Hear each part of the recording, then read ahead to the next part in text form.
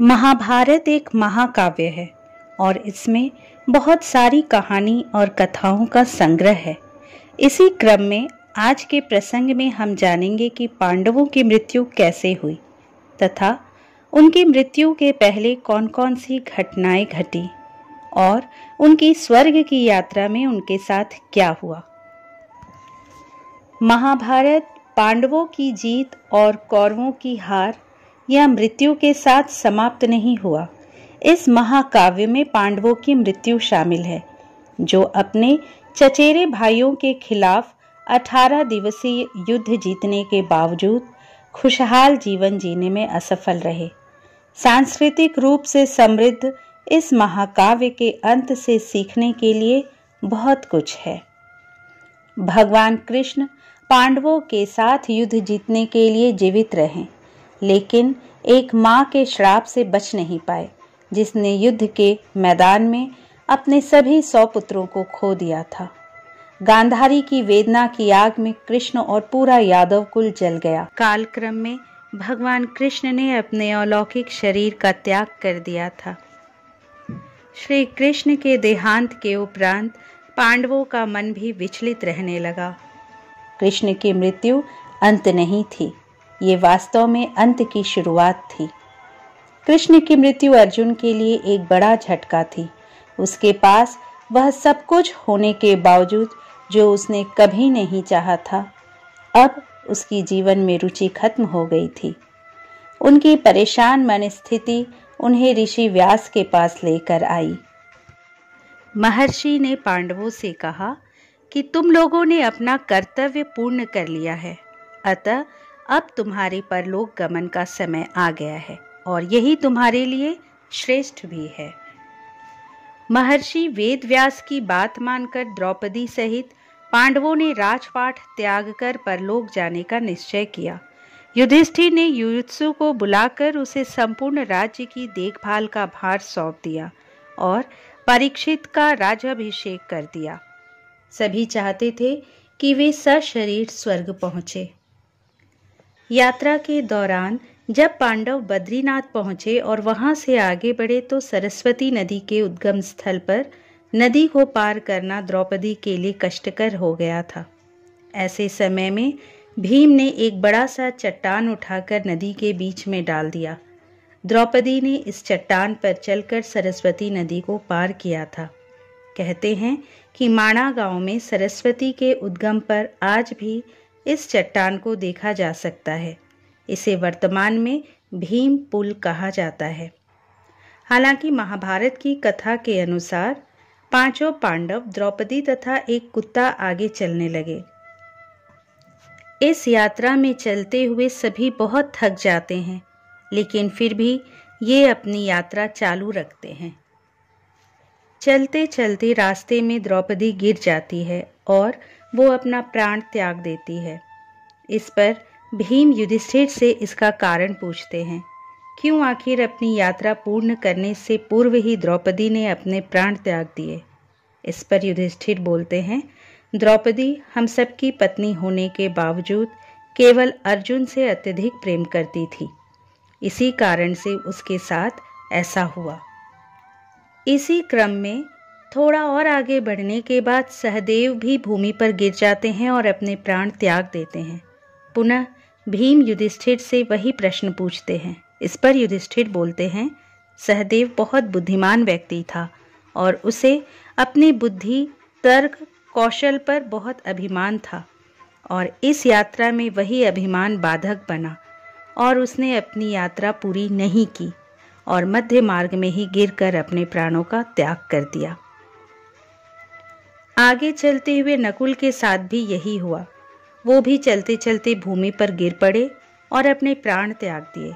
इस पर भीम के द्वारा पुनः वही प्रश्न पूछने पर युधिष्ठिर ने जवाब दिया कि नकुल संसार में बहुत ही सुंदर पुरुष था। कोई भी उसकी सुंदरता को देखकर मोहित हो सकता था, अतः उसे अपनी इस सुंदरता पर अभिमान व्याप्त हो चुका था। इसी कारण से वो अपनी यात्रा पूर्ण नहीं कर सका।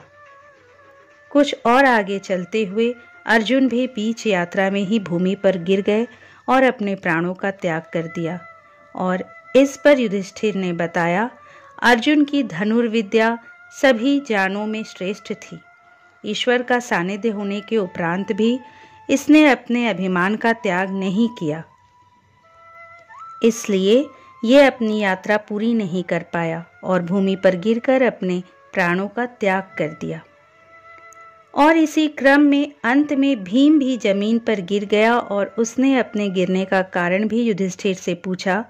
तो युधिष्ठिर ने कहा, इस यात्रा को अपने शारीरिक बल या शक्ति के आधार पर पूरी नहीं की जा। तुम बहुत खाते थे और अपने बल का झूठा प्रदर्शन करते थे। तुम्हारे शारीरिक बल और शक्ति के अभिमान के कारण तुम इस यात्रा को पूरी नहीं कर पाए और भूमि पर गिर गए। अपना जवाब प्राप्त होने के पश्चात भीम ने भी अपने प्राण रास्ते में ही त्याग दिए। अब केवल युधिष्ठिर और उनके साथ चलने वाला कुत्ता ही इस यात्रा में शेष बचे थे। वो अपनी यात्रा को आगे बढ़ाने लगे। तभी स्वयं देवराज इंद्र विमान लेकर युधिष्ठिर के सामने प्रकट हुए और उन्हें अपने साथ स्वर्ग ले चलने के लिए आमंत्रित किया। इस पर युधिष्ठिर ने कहा कि उनका साथ देने वाला कुत्ता भी उनके साथ जाएगा। देवराज ने उन्हें बहुत समझाया, लेकिन युधिष्ठिर बगैर कुत्ते को जाने को तैयार नहीं थे। काफी देर समझाने पर भी जब युधिष्ठिर बिना कुत्ते के स्वर्ग जाने के लिए नहीं माने, तो कुत्ते के रूप में यमराज अपने वास्तविक स्वरूप में आ गए। वह कुत्ता वास्तव में यमराज ही थे। युधिष्ठिर को अपने धर्म में स्थित देखकर यमराज बहुत प्रसन्न हुए। इसके बाद देवराज इंद्र युधिष्ठिर को अपने रथ में बैठाकर स्वर्ग ले गए। स्वर्ग जाकर युधिष्ठिर ने देखा कि वहां दुर्योधन एक दिव्य सिंहासन पर बैठा है, अन्य कोई वहां नहीं है। यह देखकर युधिष्ठिर ने देवताओं से कहा कि मेरे भाई तथा द्रौपदी जिस लोक में गए हैं, मैं भी उसी लोक में जाना चाहता हूँ। मुझे उनसे अधिक उत्तम लोक की कामना नहीं है। तब देवताओं ने कहा कि यदि आपकी ऐसी ही इच्छा है तो आप इस देवदूत के साथ चले जाइए, ये आपको आपके भाइयों के पास पहुंचा देंगे। युधिष्ठिर उस देवदूत के साथ चले गए। देवदूत युधिष्ठिर को ऐसे मार्ग पर ले गया जो बहुत खराब था। उस मार्ग पर घोर अंधकार था। उसके चारों ओर से बदबू आ रही थी। इधर उधर मुर्दे दिखाई दे रहे थे। लोहे की चोंच वाले कौवे और गीध मंडरा रहे थे। वह असीपत्र नामक नरक था।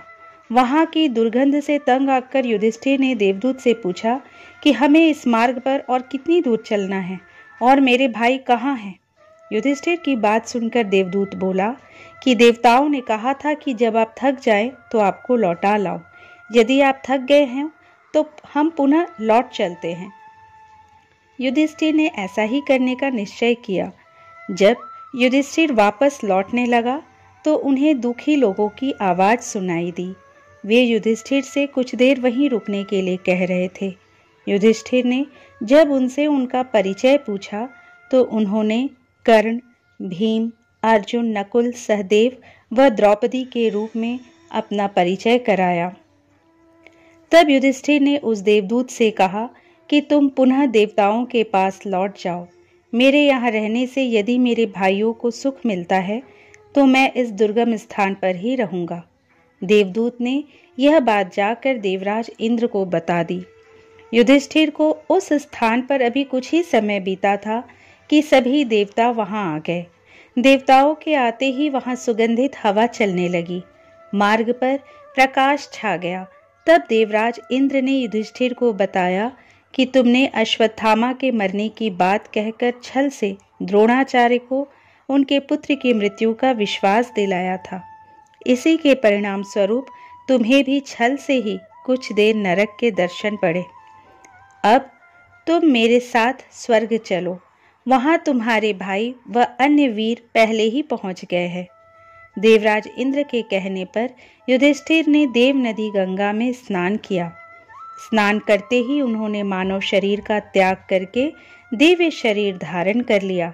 इसके बाद बहुत से महर्षि उनकी स्तुति करते हुए उन्हें उस स्थान पर ले गए जहां उनके चारों भाई कर्ण, भीष्म, धृतराष्ट्र, द्रौपदी आदि आनंद पूर्वक विराजमान थे। वह भगवान का परम धाम था। युधिष्ठिर ने वहां भगवान श्री कृष्ण के दर्शन किए। अर्जुन उनकी सेवा कर रहे थे। युधिष्ठिर को आया देख श्री कृष्ण व अर्जुन ने उनका स्वागत किया। युधिष्ठिर ने देखा कि भीम पहले की तरह शरीर धारण किए वायु देवता के पास बैठे थे। कर्ण को सूर्य के समान स्वरूप धारण किए बैठे देखा। नकुल व सहदेव अश्विनी कुमारों के साथ बैठे थे। देवराज इंद्र ने युधिष्ठिर को बताया कि ये जो साक्षात भगवती लक्ष्मी दिखाई दे रही हैं, इनके अंश से ही द्रौपदी का जन्म हुआ था। इसके बाद इंद्र ने महाभारत युद्ध में मारे गए सभी वीरों के बारे में युधिष्ठिर को विस्तार पूर्वक बताया।